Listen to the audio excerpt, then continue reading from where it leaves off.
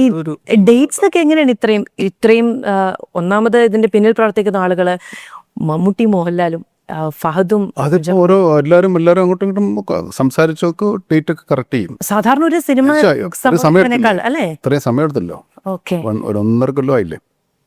ഈ അതിനുള്ളിൽ ഇങ്ങനെ അത്രയും സമയം എടുക്കും ഈ സിനിമ തീർത്തിയാക്കാൻ എത്ര ആൾക്കാരെ വെച്ചിട്ട്.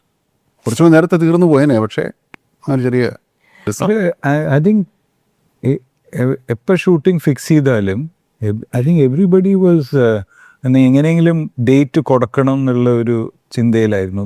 Not because of anything else, the sincerity of film making അത്രയും സിൻസിയറാണ്.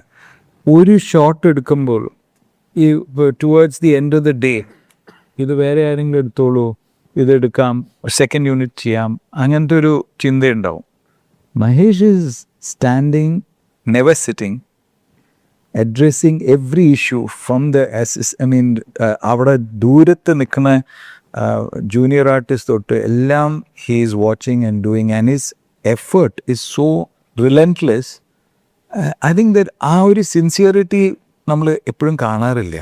So when you are in a very sincere environment, everybody wants to come, going to take the extra effort in coming. I think ആ ഒരു സൗഹൃദം I could feel inside the set. ഒരു director, photographer, ആക്ടറായിട്ട് വന്ന് നിൽക്കുകയാണെങ്കിലും ഈ ഏരിയയിലൊക്കെയാണ് കണ്ണും മനസ്സും ഒക്കെ അല്ലേ. അതെ, ചിലപ്പോൾ നമ്മൾ ചുറ്റും നടക്കുന്ന നല്ല കാര്യങ്ങൾ എങ്ങനെയാണ് നടക്കുന്നതെന്ന് നമുക്കറിയില്ല.